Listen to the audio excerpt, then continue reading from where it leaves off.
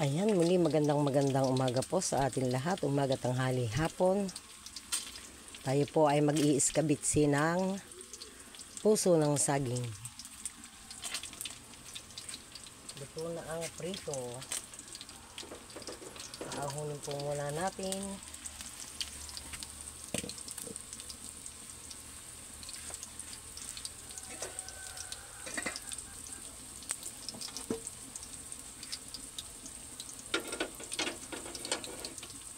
Nagbanli po tayo ay nagbanli ng puso ng saging na saba. Ayan po, binanlian po ni Kamading. Atin pong pinatulo para po tanggal yung kanyang sabaw at atin pong iiskabitsihin. Sa hindi pa po mga nakakatikim ng ating saging, puso ng saging na iniskabitsi, masarap po yan mga Kamading. Ayan.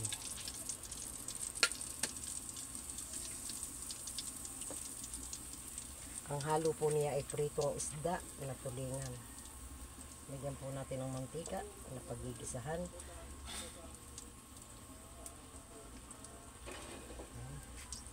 Ito lamang po at idadagdag ko po yung aking pinagpritusan.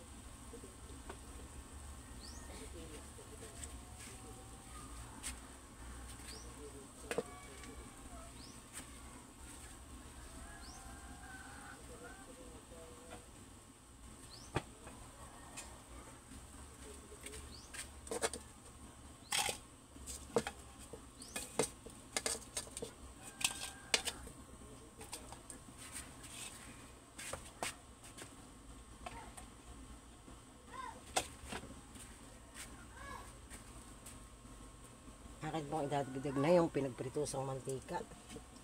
At sayang naman po. Sayang naman po.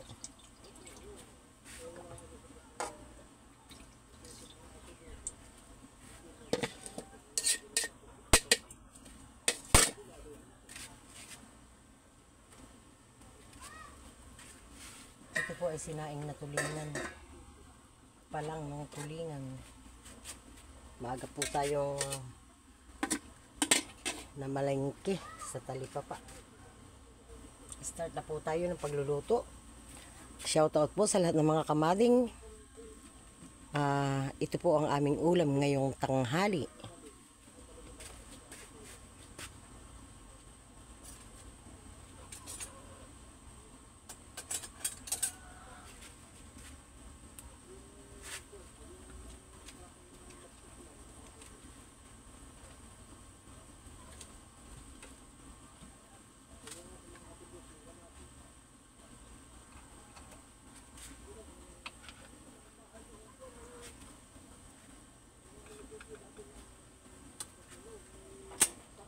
Unahin po natin ang bawang.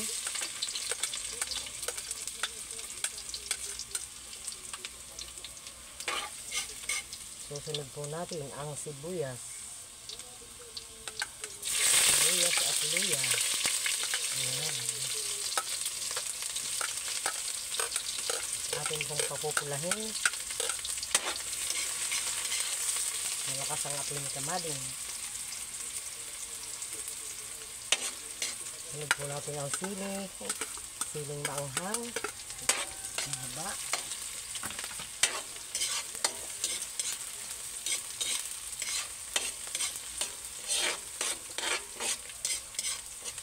Sarap ng umoy. Natin pong paamihin muna ang luya.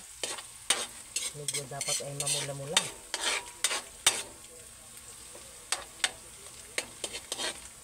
Lalagyan po natin ng suka, silic vinegar,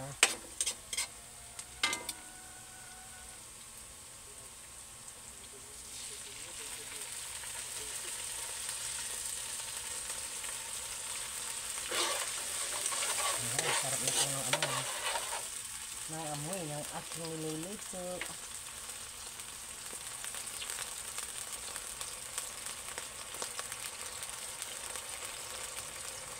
Yan po ang iskabitsi na puso ng saging na saba. Dahil medyo nakakasawa na po ang papaya, try naman po natin lalagyan po natin ng soy.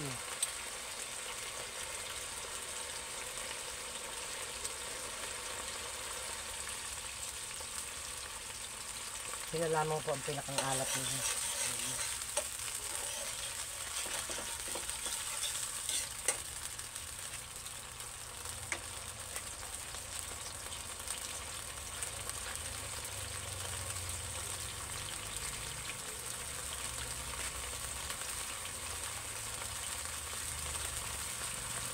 Lalagay po natin ang magic sarap.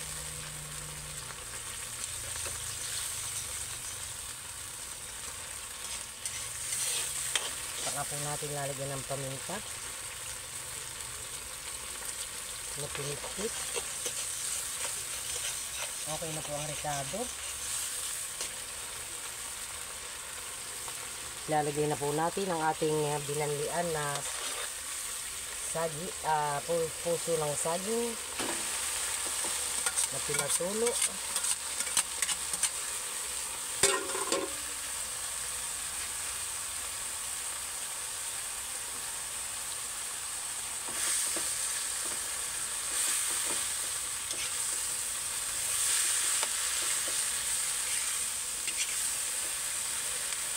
Ang puso po ng saging pagkahilis, so hugasan ng 2 hugas. Saka po natin babanlian ng half cook lamang. Saka po natin patutuluin bago natin lutuin iskabitsi. Ayan po.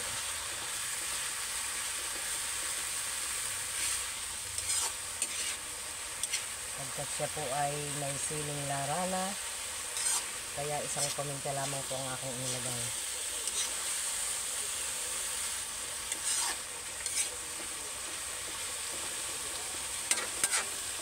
Lalagyan po natin siya ng kaunting tubig para po siya ay medyo luto-luto pa. Ayan.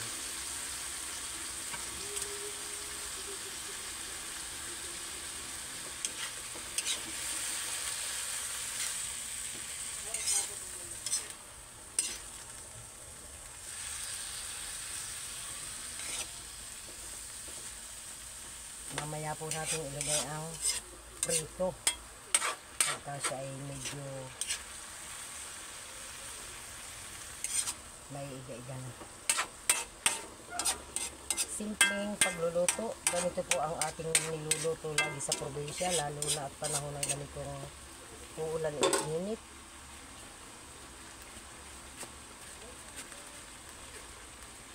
Shout out po dyan sa Barangay Dinahican, sa mag-asawa ni Giovanni, ni Balingit.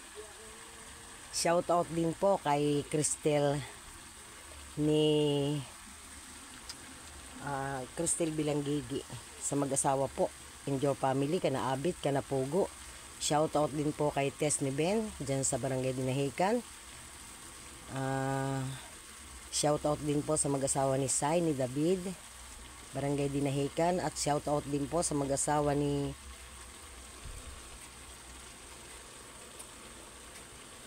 Linalin Kumbaliser Puhida dyan sa Real. At kay Brenda Batalya sa pagmamayari ng Kasuyo Restaurant, sa mag-asawa ni Danny Batalya. Shout out po sa General Nakar. Shout out din po dyan sa mag-anak ni Ate Nising, kay Ma'am Jonalyn, kay Ma'am Joby, kay Ma'am Janet. Shout out din sa mag-asawa ni Dario sa saan ba yun? Mahaba. Diyan po sa Real. Shout out po sa inyong lahat. Sa akin pong mga kamading, shout out po sa inyong lahat. Nagluluto po si kamading ng iskabitsing puso.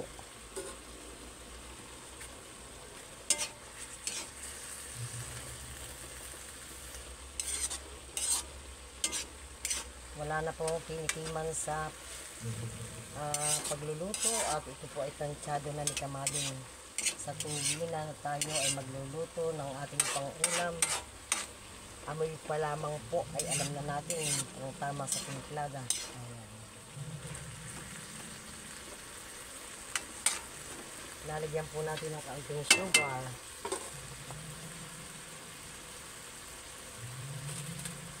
Pampaalis ng umay, hanglay. Dito sa Quezon, hangiyod. Ayan. 2 scoop po lamang na sugar. Para po naglalaban ang asim, ang kanyang alat at tamis.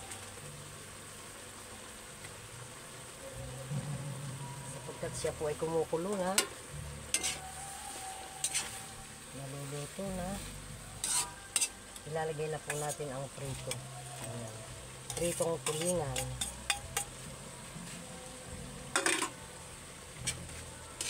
At yan po ay ating puputul-putulin. Medyo tipid po. Dahil sa panahon ngayon, panahon paglakas ang dagat, nakakabili po tayo ng isda minsan. Pero ako po ay nagpapasalamat sa mga taga-Binahican sapagkat sa hindi nila limot ng pagbibigay ng ulam ni Kamading ay talaga pong 1 buwan at kalahati kaming hindi bumili ng ulam.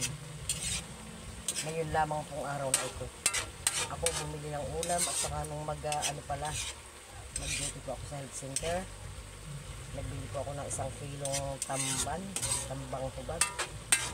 Ngayon inabutan pa ng aking anak na galing Laguna. Sariwang-sariwa, masarap pa ang lasa. Yan po ang iskabitsing puso ng saging.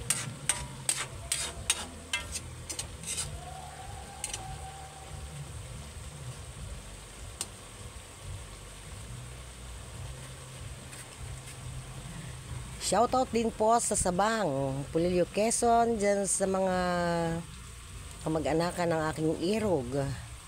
Kanaati Inya, kanaati Aton, yan. Sa Panukulan, Family Sosa, shoutout po sa inyong lahat. Sa akin pong mga kamading, pakilike at pakishare po ng aking video. Maraming salamat po sa inyong lahat. Sa akin pong mga kabarangay health worker, sa akin pong mga miyembro ng aking ka-PWD, shout out po sa inyong lahat. Sa mga kumari, sa mga kamading, yan, sa mga kapatiran, shout out po sa inyong lahat. Mamaya lamang po, ito ay aahunin ni Kamading. Natutuyo-tuyo lamang po, tamang masarap po talaga sa puso ng saging ay lutong-luto siya. Kaya po bago ako mag-prepare ng pag-iskabitsin nito, talaga pong ating binabanlian. Yung pong iba ay nilalagyan ng kaunting asin at nilalamat, pinitigaan. Iba po naman ang aking gawa. Binabanlian ko po para yung lasa niya ay talagang naroon. Bango, sarap. Parang ako'y nagugutom na. Tapos pula ang nating uminom ng herbal tea. Dahon ng guyabano na nilaga. Pinainom ko rin yung aking apo. Naipost ko na po kanina yan. Dahon ng guyabano at bulaklak ng guyabano pinagsama po ni Kamading sa isang palayo. Ano tayo ng 5 basong tubig. Dahil 5 baso at mayroon pong bulaklak pong inihalo. Siya po namin kinapi. After po ng 30 minutes, pakapagkapi namin saka po ng herbal ay saka po kami nagkapi ng talagang kapi na may gatas yun. Ngayon po naman nagluluto tayo ng pananghaliang ulam. At medyo po makulimlim ang panahon. Sabi ng anak ko ay masarap ay iskabitsin puso. Tumingala sila doon sa aking mga tanim na saging. May nakita isang puso. Pinatas po ng aking irog at kami po ay nag-iskabitsi. Ayan. Maya-maya lamang po, ito ay aahonin ni Kamading at tayo po ay kakain ng tanghalian. Muli maraming salamat po una sa lahat sa Panginoon. Dahil siya po yung nagbibigay ng kalakasan sa atin sa araw-araw. Maraming salamat po sa sumusuporta kay Kamading. Huwag po kayong magsawa na manood ng aking mga video. Kung nagustuhan mo po ninyo, mag-like po kayo, mag-share, pusuan, at mag-comment din po kayo. Ano po ba yung mali doon sa aking mga ibinidyo. Ayan. Ingat po tayo palagi. I love you all.